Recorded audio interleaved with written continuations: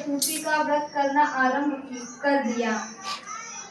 श्रद्धा अनुसार सबका आदर करते हुए सबसे आशीर्वाद ग्रहण करने में मन को लगा दिया। इस प्रकार उससे श्रद्धा भक्ति सहित कर्म को देखकर भगवान गणेश उस पर प्रसन्न हो गए और उससे पति को जीवन दान देकर और उसे आरोग्य करके प्रशांत धन संपत्ति से युक्त कर दिया। इस प्रकार जो कोई छल कपट और त्याग कर श्रद्धा भक्ति से चतुर्थी का व्रत करे वो सब प्रकार से सुख और हुए कलेश में मुक्ति हो जाएंगे। करवा चौथ का व्रत की दूसरी कथा। एक अंधी बुढ़िया थी जिसका एक लड़का और लड़की की बहू थी। ये बहुत गरीब थे।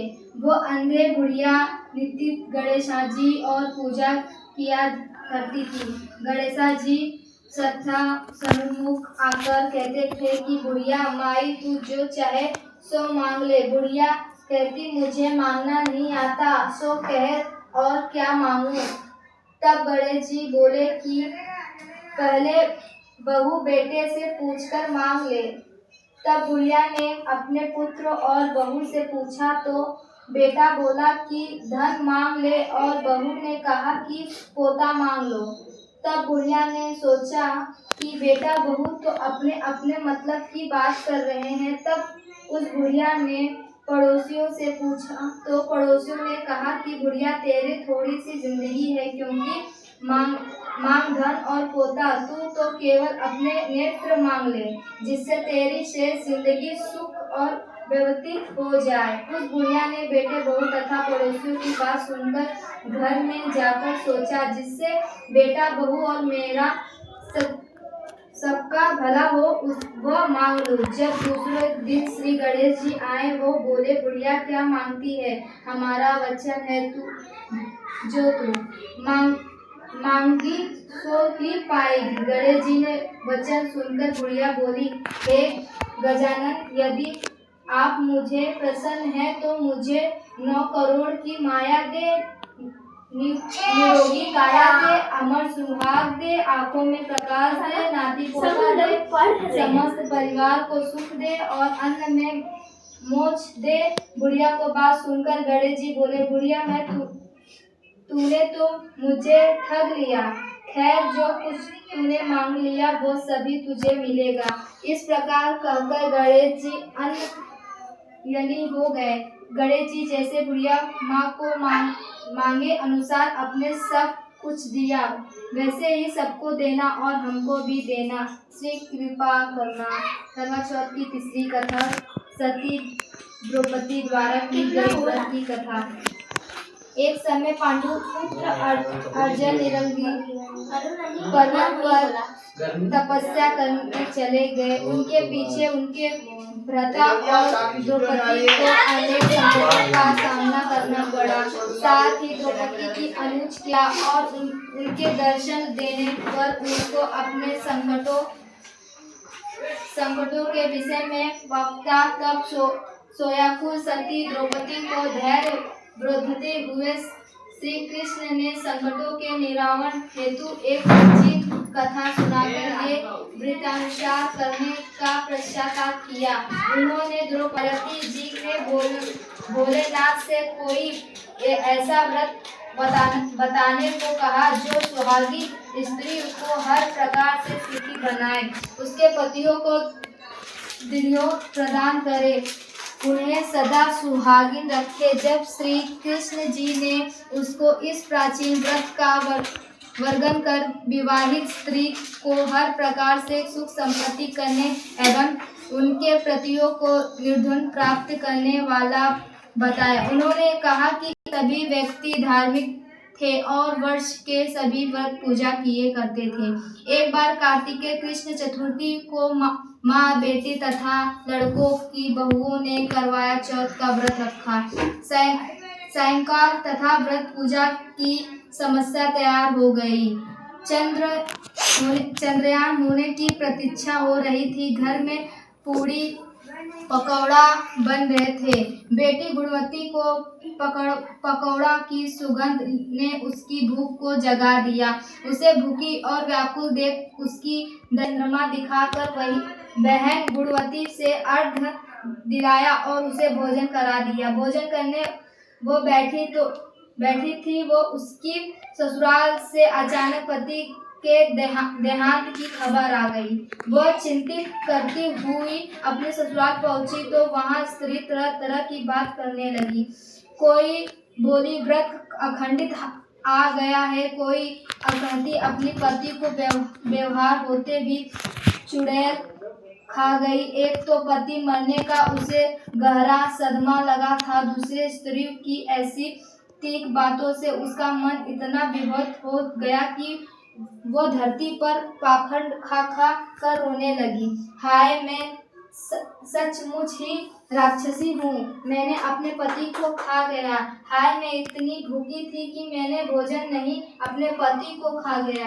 भूख बुझाई इस तरह विलाप करते हुए गुणवती अपने पति के साथ सती होने के लिए भागी यहाँ पहुँच गई और बोली, बेटी तुम्हारे भूल नहीं, तुम्हें भाइयों ने भुलवाया, मैं डाल दिया था।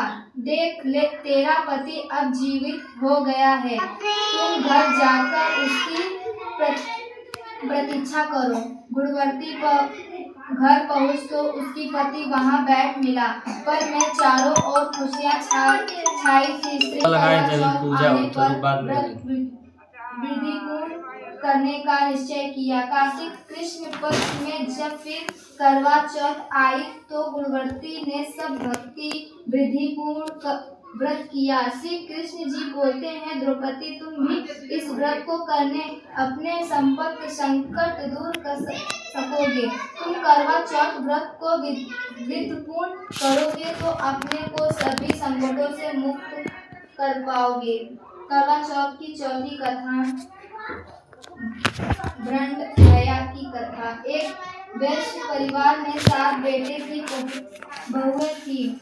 6 बहुओं की पीहर वाले बहुत धनी थे और भरे पूरे परिवार के थे। छोटी 7वीं बहू के परिवार में कोई भाई बहन नहीं था तथा वो बहुत गरीब थी। इसी कारण 6 भाइयों के पीहर से बहुत सा दान दहेज आया था।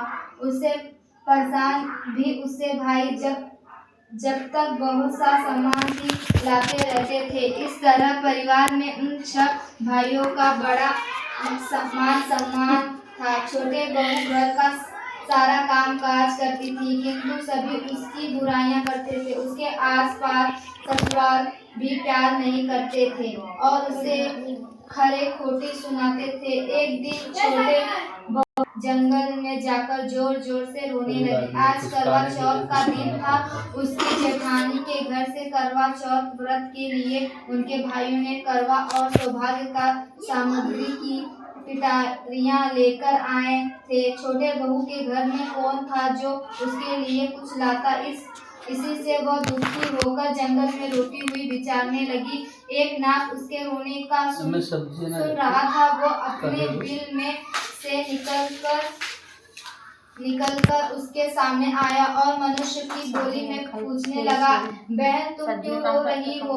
आज तो करवा चौथ व्रत है, दिन है, हंसी खुशी व्रत रखो। छोटी बहू से नाक का देखकर डर गई, फिर साहब करने बोली, आज करवा चौथ का व्रत है, दिन है। सब बहू को भाई आज करवा और बहुत सा सम्मान आकर संतोष से सब कामों में लग गई। कुछ देर बाद एक मनुष्य आया और छोटी बहन की सास से बोला कि मैं बाहर जाकर रहने लगा था, अब घर आया हूँ। आज करवा चौथ है, मैं उसके लिए करवा और सुहाग पिटारी कपड़ा लाया हूँ। ससुराल और सभी बहुएं उसके लाए हुए बहुमूल्य सामान भोजन आदि करा स्नान करने को कहा। करवा चौथ का व्रत हंसी खुशी हो गया। अगले दिन छोटी बहू का भाई उसकी सास से बोला, माता जी मैं बहन को कुछ दिन घर ले जाना रखना पाऊँ, इसे मेरे साथ भेज दो। सास ने उसे प्रसन्नतापूर्ण उसे भाई के साथ भेज दिया। वह मनुष्य रूप में नाग नागों का राजा था। वह उसे ससुराल से अपने महल में ले आया और बोला, बहन तुम जितने दिन रह सको यहाँ हंसी खुशी रहो, अपनी इच्छा अनुसार खाओ पियो, सारे महल में मर्जी हो वहाँ घूमो, लेकिन यह ध्यान रखना कि सामने वाली नाद का ढक्कन उठाकर कुछ देखना नहीं। छोटा बहू भाई के महल में आराम से रही थी। एक दिन जब भाई कहीं गया था तो उसने नाक का ढक्कन उठाकर देख का विचार किया। उसने सुना महल में नाक को ढक्कन को उठाया तो उसे उसमें नाग के बच्चे इधर उधर घूमने लगे। जब उसे सीधी के आने का संभव हुआ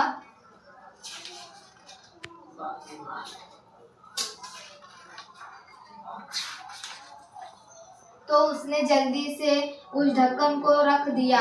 जल्दी से ढक्कन रखने से एक नाग के बच्चे की पूंछ पर ढक्कन पड़ गया और वह उससे कट गई। शाम को नाग भैया आए, वही बहन से सच बात कहकर अपनी गलती सानते हुए भाई से क्षमा मांगी। नाग भैया ने उसे क्षमा कर दिया। वह पूछा कटा नाग भ्रांडा नाम से बड़ा चिढ़ता था। उसने एक दिन नागिन माँ से पूछा उसकी पूंछ कैसे कटी। जब उसे मालूम हुआ कि उसकी बहन ने चांद का ढक्कन जल्दी में रख दिया था, उसकी